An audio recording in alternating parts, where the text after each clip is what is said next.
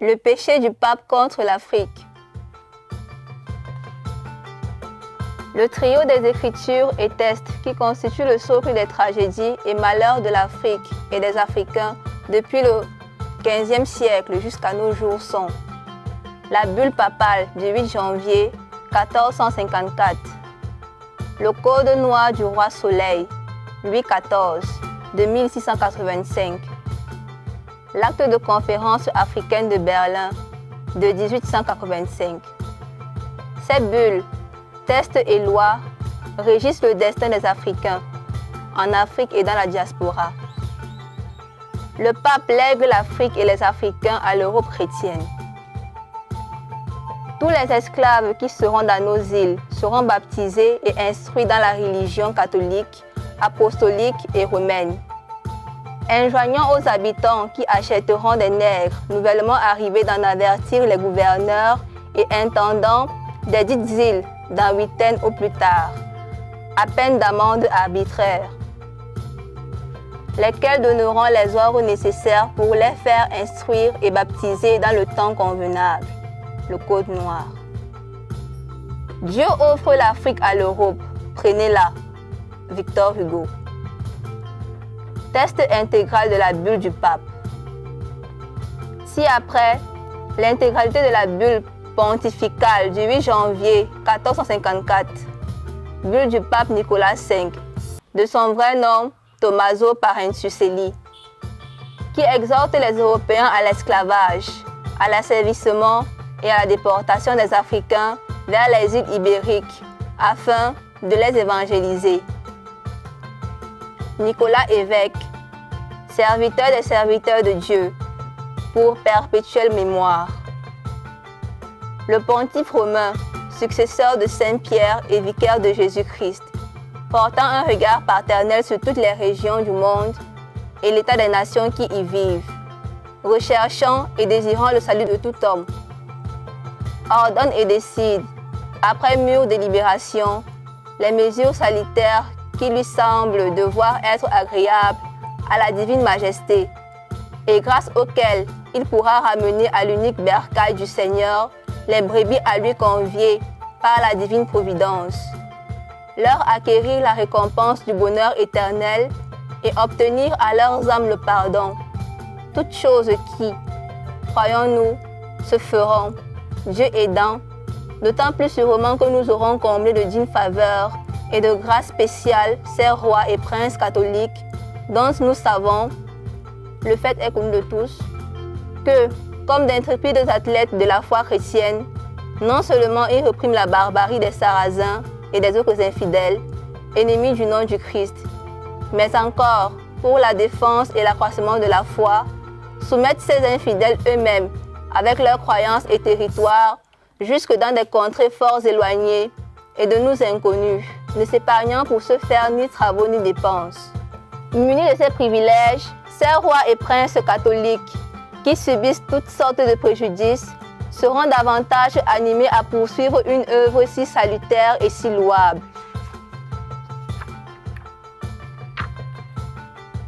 Il est bien récemment venu à notre connaissance, non sans une immense joie et allégresse pour notre âme, que notre fils bien-aimé, le noble Henri Infant du Portugal et oncle de l'illustre roi des royaumes du Portugal et de Algarve, notre très cher fils dans le Christ, Alphonse, marchant sur les traces de son père de glorieuse mémoire, Jean, roi des 10 royaumes,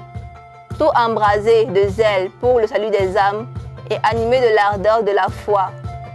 en catholique et vrai soldat du Christ créateur de toutes choses, en défenseur très ardent et très valeureux, et champion intrépide de cette foi, aspirant de toutes ses forces, depuis sa jeunesse, à voir répandu, exalté et repéré par toute la terre et jusqu'aux contrées les plus reculées et inconnues, le nom très glorieux de ce même Créateur, et amené dans le giron de la foi les ennemis de cette croix vivifiante, par lesquels nous fûmes rachetés, à savoir les perfides Sarrasins, ainsi que tous les autres infidèles, une fois Ceuta, en Afrique,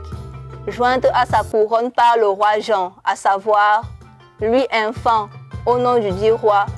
menait bien des guerres contre les ennemis et infidèles sudis, en personne,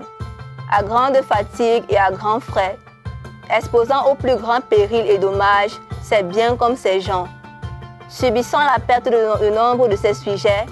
ni abattu, ni effrayé de tant de peines, de périls et de dommages. De jour en jour, au contraire, plus ardent à poursuivre un dessein si louable et si pieux. Il est, disons-nous,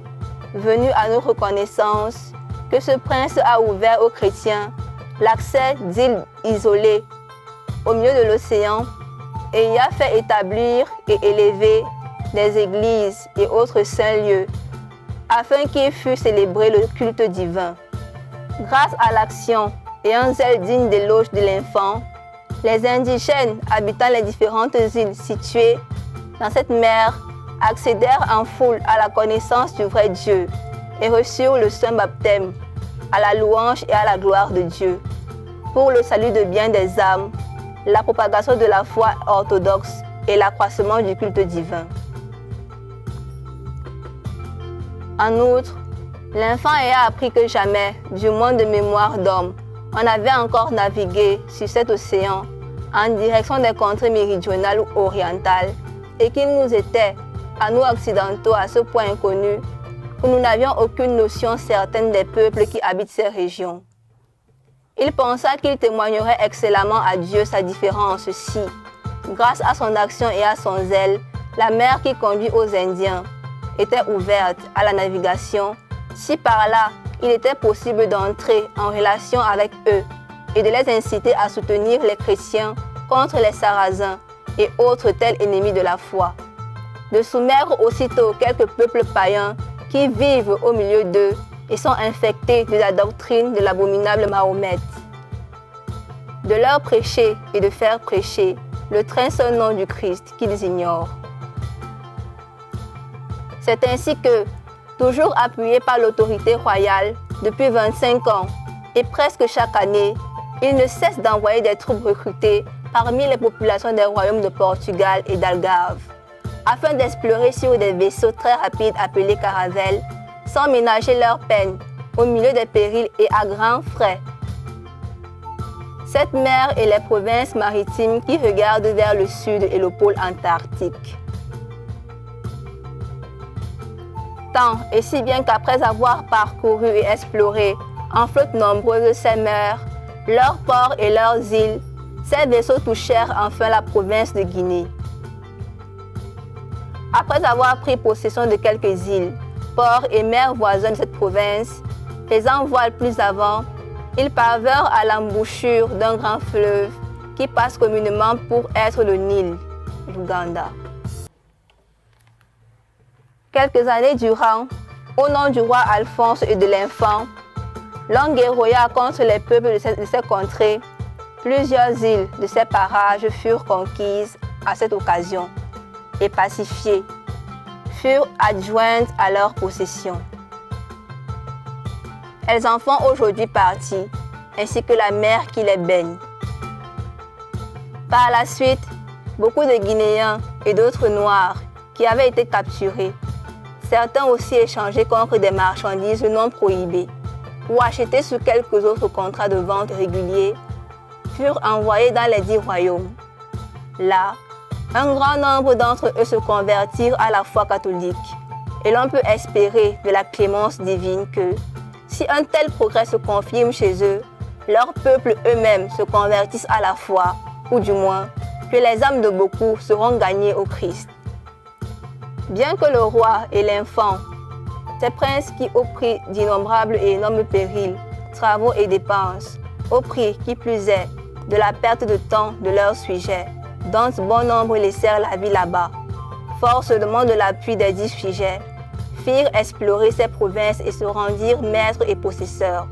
comme leurs véritables seigneurs de ports, d'îles et de mer. Craignant que d'aucuns, mus par la cupidité, ne finissent voile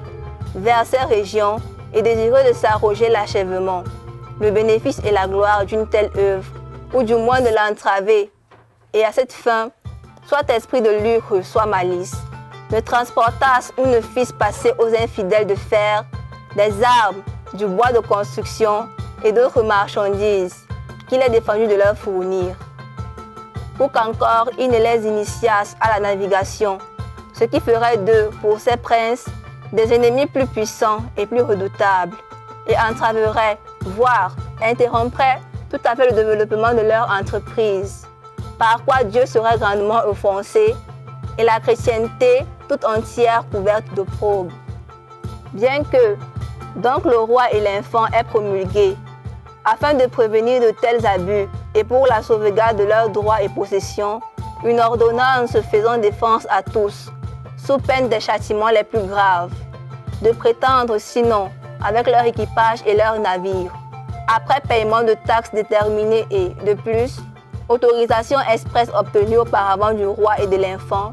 de naviguer vers les dites provinces, de commercer dans leurs ports ou encore de pêcher dans leurs eaux.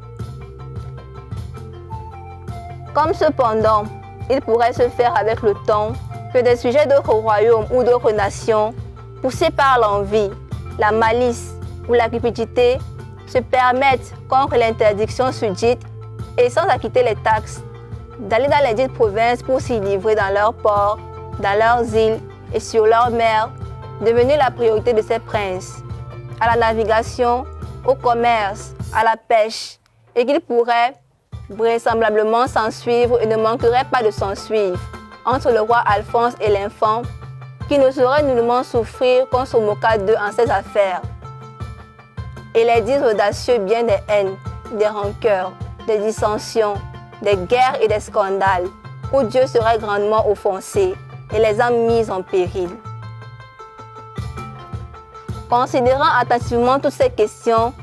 nous avions jadis par de précédentes lettres concédé au roi Alphonse, entre autres choses, la faculté pleine et entière d'attaquer, de conquérir, de vaincre, de réduire et de soumettre tous les Sarrasins, païens et autres ennemis du Christ, où qu'ils soient, avec leur royaume-duché, principautés, domaines, propriétés, meubles et immeubles, tous les biens par eux détenus et possédés, de réduire leurs personnes en servitude perpétuelle, de s'attribuer à eux, le roi Alphonse et l'enfant, et à leurs successeurs, et de s'approprier et faire servir à leurs usages et utilités ces dix royaumes, duchés, contrées, principautés, propriétés, possessions et biens de ces infidèles sarrasins et païens.